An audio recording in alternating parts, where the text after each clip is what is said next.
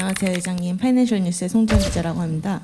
역대 의장 중에서 가장 많은 기자간담회를 하셨다고 들었는데 그런가요? 우선 노고 너무 많으셨다고 말씀드리고 싶고요. 그 남은 22대 후반기 국회에서 이런 역할은 꼭 하고 싶다 이런 게 있으면 좀 나눠주시면 감사하겠습니다. 제가 인력심이 아주 많습니다. 그리고 제가 국회에서 일을 하면서 직책을 4번 중요한 직책을 맡은 적이 있는데 원내 수석부대표, 원내대표, 국회 예결위원장, 국회의장 이렇게 맡았는데 원내 수석부대표는 이 제일 힘들 때가 언제냐면 정권이 바뀔 때입니다. 바뀐 첫 해. 원내 수석부대표는 박근혜 정권의 첫 해 때 했습니다. 원내대표는 문재인 정부의 첫 해 했습니다.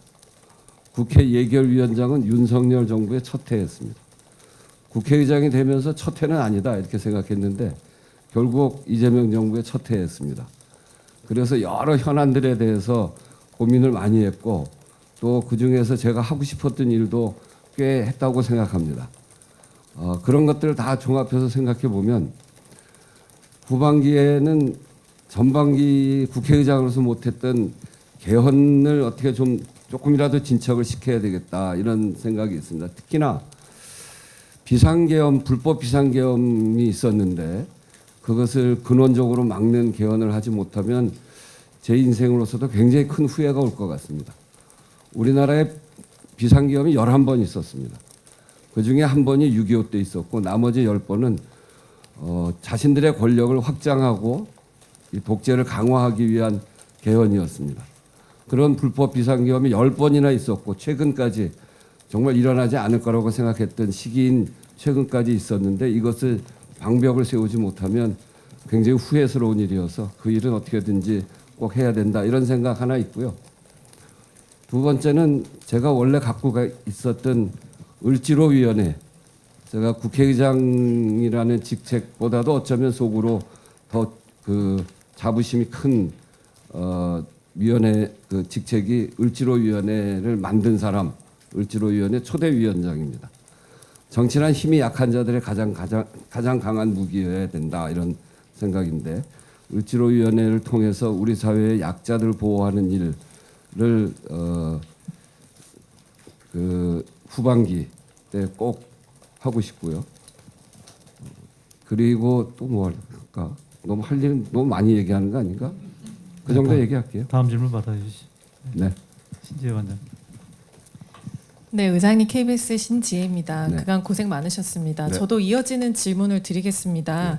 전임 이제 민주당 출신 의장님들이 의장직을 끝내고 나서 무엇을 하셨는지를 보면 정세균 총리님은 총리로 가셨고요. 다른 이제 뭐 문희상, 박병석, 김진표 의장님께서는 약간 당의 원로로 남는 선택을 하신 것 같아요. 네, 네.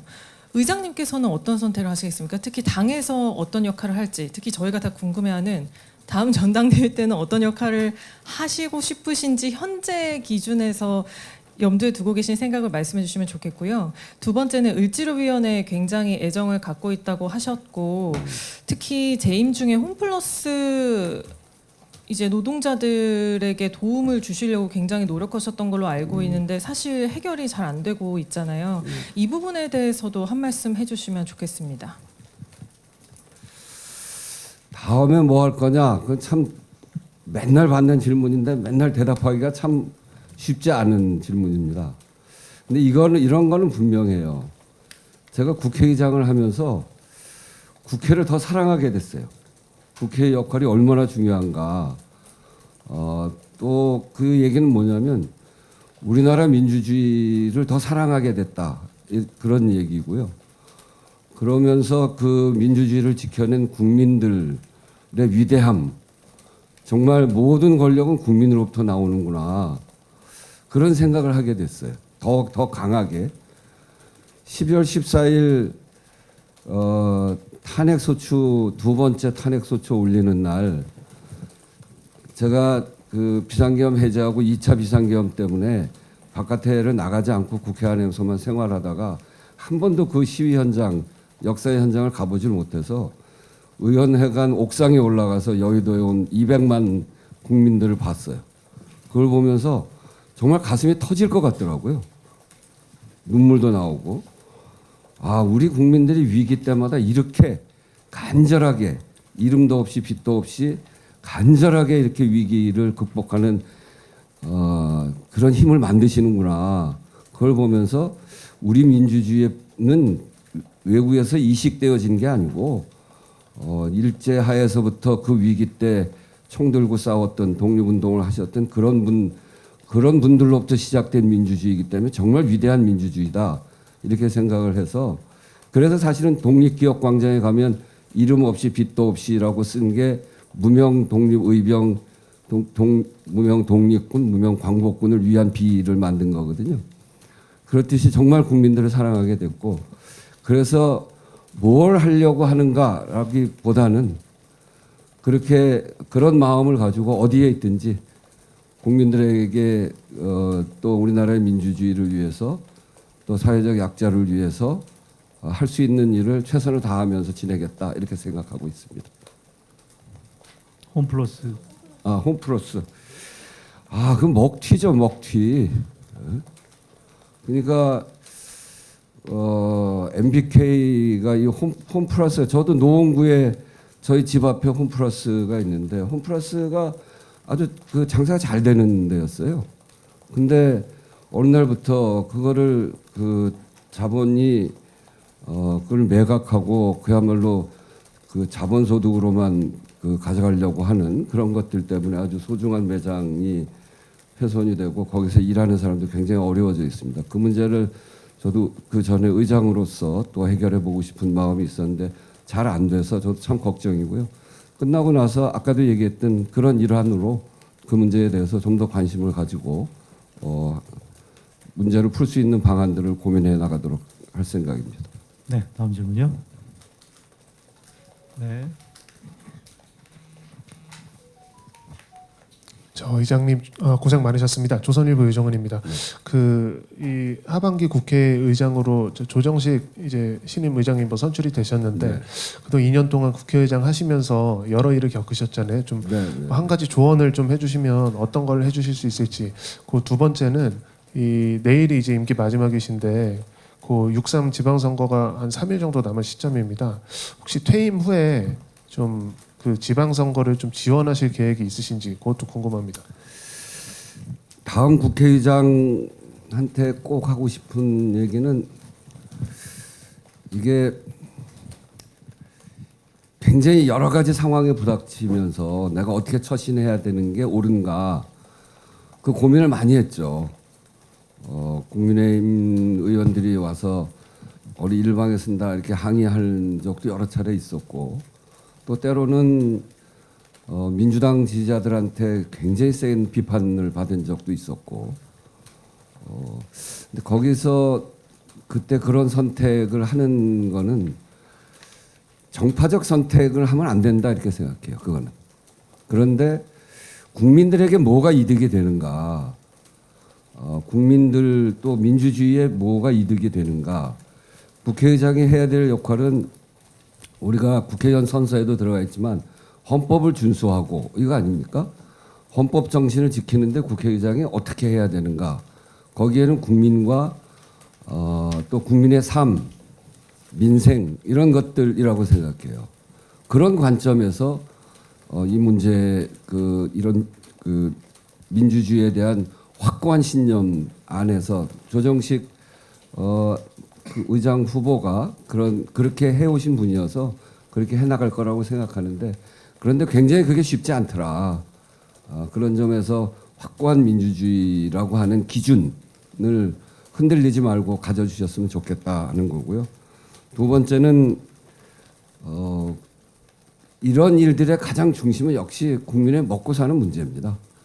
민생을 챙기는데 법안도 마찬가지고 이게 정쟁이 갈등이 심하다 보면 민생 관련 법안들이 어느새 다 뒤로 밀려납니다. 사실은 하고 싶었던 민생 법안들이 안 된 것들이 꽤 많아요. 근데 그런 것들이 잘 논의가 안 되고 이래서 그런 건데 그런 것들을 어떻게든지 끌어와서 처리하려고 하는 그런 노력. 이번에 제가 마지막에도 화를 굉장히 많이 낸 것 중에 하나가 여야 합의로 법사위까지 통과된 50개 법안을 제가 올리니까 전반기 때 법사위 통과한 법을 전반기 국회의장이 통과시키고 가는 게 맞지 않냐 그런 얘기도 했고 그랬었는데 50개가 결국 필리버스터로 해서 통과되지 못했죠. 이런 일이 생기면 저는 안 된다고 생각합니다. 그래서 이런 민생 법안들을 처리할 수 있는 방안을 좀 더 잘 강구를 해서 저보다 더 유능하게 해주셨으면 좋겠다 이렇게 생각하고요. 국회가 굉장히 중요하다 그런 생각을 다시 합니다. 저는 좀 국회 기록원 만들고 이번에 사회적 대화 기구로 국회의 역할을 하는 저 그거 굉장히 중요하다고 생각합니다. 그래서 사회적 대화 이 정부의 사회적 대화랑 국회 사회적 대화가 좀 기능이 다릅니다. 정부의 사회적 대화는 정부가 풀어나갈 의제 중심으로 논의를 하게 되는데 국회 사회적 대화는 해보니까요. 2년 동안 아무런 의제를 던지지 않고 본인들이 모여서 의제를 정해갔습니다. 많이 만났고 그 뭐 비상계엄하고 탄핵하고 이런 과정에도 거의 매주 빠지지 않고 모여서 이야기했고 그래서 경총 상위 중기중앙회 한국노총 민주노총의 담당자들 사이에서 서로 간의 이해도가 굉장히 높아졌습니다. 그래서 본인들이 의제를 결정을 하고 의제에 접근하고 또 이번에 건설 부분에서는 본인들이 국회가 우리 사회적 대화 할 테니 국회가 좀 맡아달라 그러고 가져와서 대화를 해서 여기는 길게 문제를 해결해야 될 것 그리고 이런 대화를 통해서 서로 오해를 줄이고 서로 이해도를 높이는 이런 과정을 거치면서 하는 거니까 저는 이 국회가 사회적 대화 기구를 접근했다 그리고 성과를 내기 시작했다는 굉장히 중요한 의미를 갖는다고 생각하고요. 그것을 반드시 법안을 잘 통과시키고 그 고일 그걸 좀 더 잘 이어가 주셨으면 좋겠다. 그리고 국회 해보니까 국회의 각 기관들 입법조사처, 그 예산정책처, 도서관이 갖고 있는 기능, 기록원 새로 만들어지고 미래연구원도 됐습니다만 국회의 기능이 제가 보기에는 정말 베스트입니다. 제가 필요한 일들을 주문하고 거기에서 의견서 가져오고 그러는 걸 보면 제가 이번 개헌하는 과정에 굉장히 많은 헌법에 적혀져 있지 않은 그런 문제들을 해석을 했잖아요. 그러니까 의제가 없었어요. 의제가. 그러니까 계엄 해제를 해야 되는데 계엄 해제한 쪽에서 국회로 통고하게 되어 있는데 통고를 안 했어요. 통고가 와야 의제가 생기는 건데 의제가 없으면 본회의를 못 열거든요. 근데 이걸 어떻게 할 거냐? 헌법에는 지체 없이 통보해야 한다 이렇게 되어 있단 말이에요. 지체 없이가 뭐냐? 그걸 우리가 막 토론을 하다가 결국은 국회의장의 의사정리권으로 하자. 그래서 제가 이제까지 지체 없이 통고하게 되어 있는데 본회의를 열려고 하는 이제까지 통고가 오지 않은 것은 계엄한 쪽의 귀책 사유다. 그렇기 때문에 우리는 절차를 시작하겠다. 이렇게 해서 그거를 우리가 해석을 한 거죠. 국무총리 대통령 권한대행에 대해서 151석 탄핵 의결 정족수를 200석으로 할 거냐 151석으로 할 거냐. 제가 151석으로 정했어요. 근데 그거는 우리 기관들이 입법조사처 뭐 이런 기관들이 다 토론을 해서 같이 토론해서 151석으로 정한 거예요. 왜 그러냐면 그때 해석을 우리가 어떻게 했냐면 이거는 직무를 탄핵하는 것이 아니라 직위를 탄핵하는 거다. 그래서 그 한덕수 권한대행은 대통령 권한을 대행하는 직무를 하는 국무총리다. 그렇기 때문에 일반 의결 정족수다. 헌법에 나와 있지 않은 걸 해석을 우리가 이렇게 하는 거죠. 그런 거를 해내는데 우리 그 국회 기관들이 결정적으로 역할을 해줬기 때문에 가능했습니다. 그래서 국회 기관들을 더 키우고 더 역할할 수 있게 정말 인력 늘리는 게 요번 미래연구원 좀 했습니다만 입법조사처 그 예정처 이런 데는 10년 동안 인력을 못 늘렸어요. 사회가 얼마나 복잡해졌는데. 그래서 국회 기관을 더 확장하고 더 역할을 하고 그래서 정부에 대한 검토, 견제 이런 것들을 더 잘할 수 있게 만들어 나가는 것이 상권 분립을 더 제대로 세우는 길이다 이렇게 생각해서 그런 점들을 다음 국회의장이 더 해주셨으면 좋겠다 이런 생각을 갖습니다. 네, 다음 지선 관련 질문. 지선. 제가 임기가 끝나면 바로 민주당으로 복당합니까? 어떻게 되죠? 내일까지 12시까지는 중립의 의무를 지니고 계시고요. 네. 지나면 24시 이후부터는 네. 그러니까 이 국회의장 하느라고 당을 탈당한 거기 때문에 국회의장직이 끝나면 자동 복당되는 걸로 알고 있습니다. 제가 안 한다고 그러면 모르겠지만, 근데 저는 민주당에 여기 들어와 있는 사람들 중에 가장 먼저 들어온 사람일 거예요. 평민당 때 이해찬, 임채정 이런 분들의 실무를 도와서 김대중 당시 그 양김 분열로 해서 책임을 지고 이성후퇴하는 김대중 구하자 이러고 평민당에 88년에 재야 입당한 사람이니까 가장 오래된 사람 중에 한 사람이고 그 길을 정말 민주당을 민주당답게 그렇게 만들려고 노력해왔던 사람이고 민주당의 역할이 굉장히 중요하다고 생각하는 사람입니다. 그러니까 복당 안 할 리는 없고요. 복당할 텐데 그러면 당원으로서의 필요한 역할은 해야 되겠죠. 네, 다음 질문 받겠습니다. 네, 뒤에.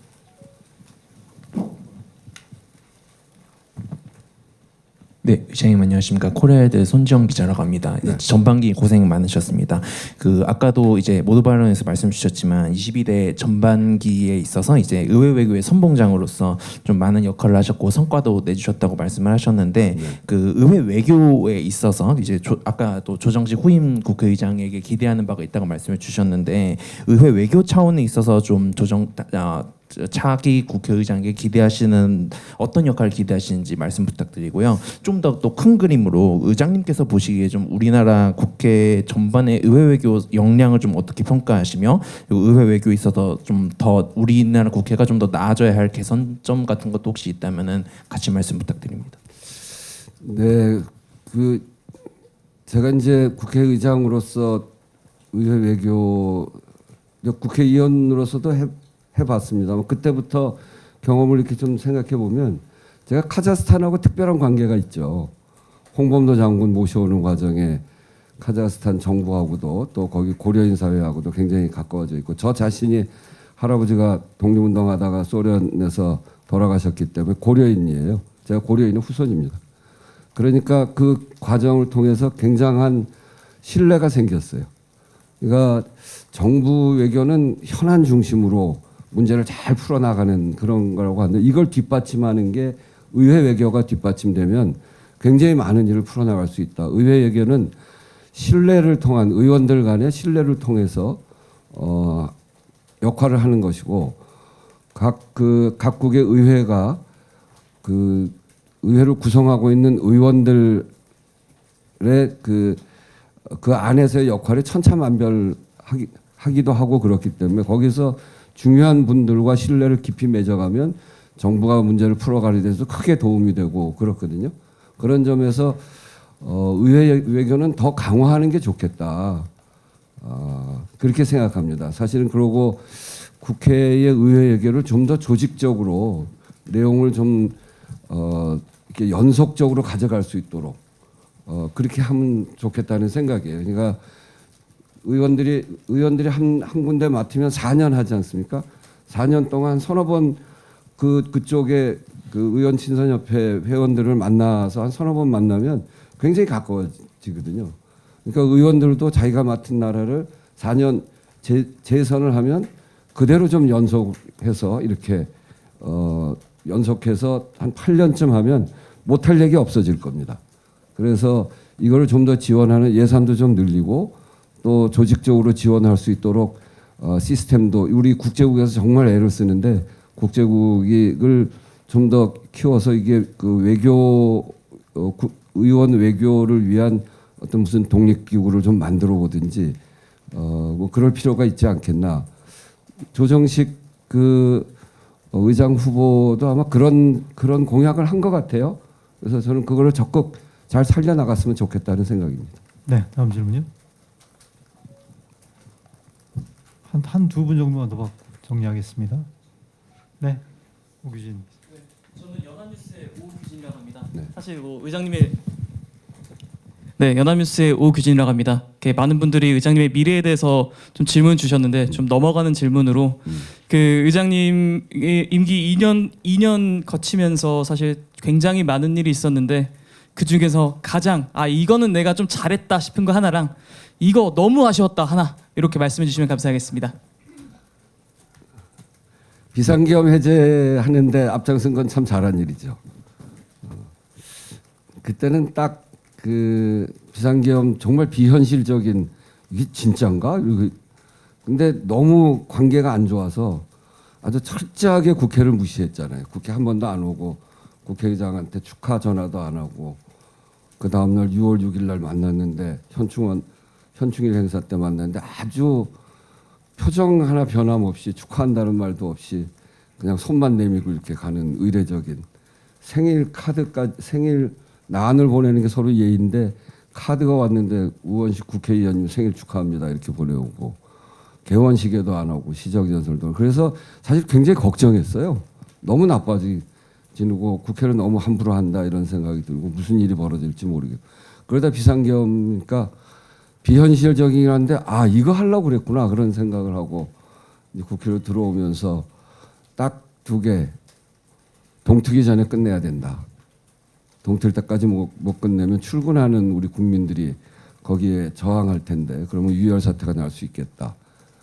또 하나는 상대가 검찰총장 출신의 검사 출신의 사람이기 때문에 절차를 잘 지키지 않으면 큰일 나겠다. 이 2가지 생각만 하고 들어왔는데 그걸 이제 그 평정심을 잃지 않고 그래도 욕은 많이 먹었습니다만 왜 빨리 안 하냐고 그러긴 했습니다만 그래도 주변에서 잘 저한테 그 조언도 하고 또 절차에 대해서 늘 계속 상기시키고 하는 이런 우리 비서실장 사무총장을 비롯한 참모들이 있어서 평정심을 잃지 않고 한 거는 참 잘한 일이다 이렇게 생각하고요. 그 잘못됐으면 진짜 큰일 날 뻔했잖아요. 아쉬운 일은 역시 개헌 이 방벽을 막지 못한 이 불법 비상계엄을 다시는 못하게 했어야 되는데 그거를 막지 못한 그러니까 국회 해제권만 있기 때문에 해제만 못하게 하면 비상계엄을 성공하는 거 아닙니까?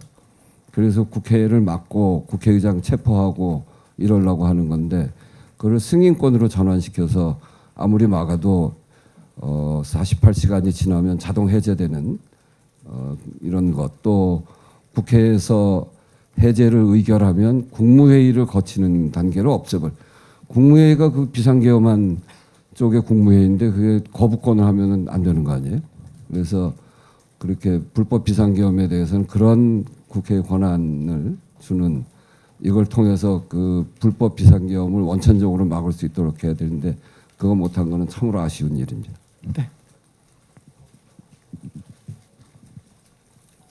네, 미국 LA 우리 방송의 정광철 기자입니다. 네. 일단은 의장님께서 지난 전반기 의정 활동을 하시면서 너무도 큰 역사의 발자취를 남겼다 생각합니다. 첫 번째는 헌정소 관련해서 국회의 수장으로서 가장 큰 역할을 해주셨던 것 같고 두 번째 그렇게 함으로써 대한민국 국민과 미래를 지켜주셨고 또 대한민국의 정체성도 지켜주셨다 생각하는데요. 그 엄혹했던 그날은 한강 작가가 얘기했던 사실상 죽은 자가 산 자를 구할 수 있는가라고 하는 추상적인 질문에 현실적으로 맞닥뜨렸던 상황들을 우리가 다 함께 느꼈던 것 같습니다. 우리 한국인뿐만 아니라 해외에 있는 재외 동포 720만 재외 동포들도 같은 느낌으로 그 상황을 지켜봤을 것이고 그렇게 되었을 텐데 사실상 우리 재외 동포들에게 들려드리는 대한민국 헌정소와 이 민주주의에 대해서 한 말씀 해주신다 그러면 어떤 말씀으로 해주시겠습니까? 제가 이제 비상계엄 해제하고 탄핵하고 그리고 그러고서 이제 외국을 많이 여러 나라를 순방을 했죠. 근데 좀 특별했던 거는 외국의 정상들이나 원래 국회의장은 파트너가 그 나라의 국회의장이니까 거기 이제 만나고 이렇게 오는 경우들이 많은데 저는 그 나라의 정상 또 국무총리 이런 사람들이 많이 보기를 원해요. 아마 비상계엄 해제 그게 궁금하기도 하고 또 신기하기도 하고 그래서 그런 것 같아요. 그러니까 민주주의를 확고하게 뿌리 내린다는 게 국가의 어떤 가치라고 할까? 국가의 브랜드라고 할까? 굉장히 높아진다는 거를 요번 일을 통해서 저도 확인을 했죠. 이 경제에 미치는 영향도 너무나 크고 그날 불확실성이 생기니까 비상계엄하니까 환율이 그냥 확 올라가서 그러다가 비상계엄 해제하니까 바로 떨어지고 하여튼 이러면서 다른 나라에 있는 우리 교민들이 그때 굉장히 걱정했다는 거예요. 굉장히 걱정하다가 비상계엄 해제되면서 해제되고 그 절차가 진행되면서 굉장히 안심했다 이렇게 얘기하던데 그래서 제가 거기 가서 늘 하는 얘기가 대한민국이 잘 돼야 우리 교포들도 강해지고 교포가 이 나라에서 잘해야 대한민국이 강해져서 우리는 한 덩어리다 이렇게 이야기하는데 거기에서 이번 비상계엄 해제에 대해서 교민들은 굉장히 큰 자부심을 가지고 있고 대한국민이라고 하는 것에 대해서 아주 크게 자랑스럽게 생각하더라고요. 그러니까 민주주의를 제대로 세우는 일과 교민사회가 그 지역 그 나라에서 뿌리 내려가고 하는 것은 바로 직결되어 있는 문제고 본인들도 다 그렇게 이해하는 것 같더라고요. 네, 추가 질문 없으시면 질의응답 이렇게 정리를 해도 되겠죠? 네, 이상으로 우원식 국회의장님의 퇴임 기자회견 오늘 순서 여기서 모두 마무리 짓겠습니다. 오늘 바쁘신 가운데 지선 취재하시느라 바쁘신데 이렇게 봐주신 여러분들께 다시 한번 감사드리고요. 건강 잘 챙기시고 참석해 주신 여러분들께 다시 한번 고맙다는 말씀 드리겠습니다. 하실 말씀이 있으시죠? 네, 제가 갈참인데 이렇게 많은 분들이 관심을 가지고 제 얘기 들어주시고 또 기사로 만들어 주시고 해서 진심으로 감사합니다. 여러분들 많이 와주셔서 진심으로 감사합니다. 네. 그러지 않도 하려고 그랬는데 악수하라고 이렇게 비서실장이 이렇습니다.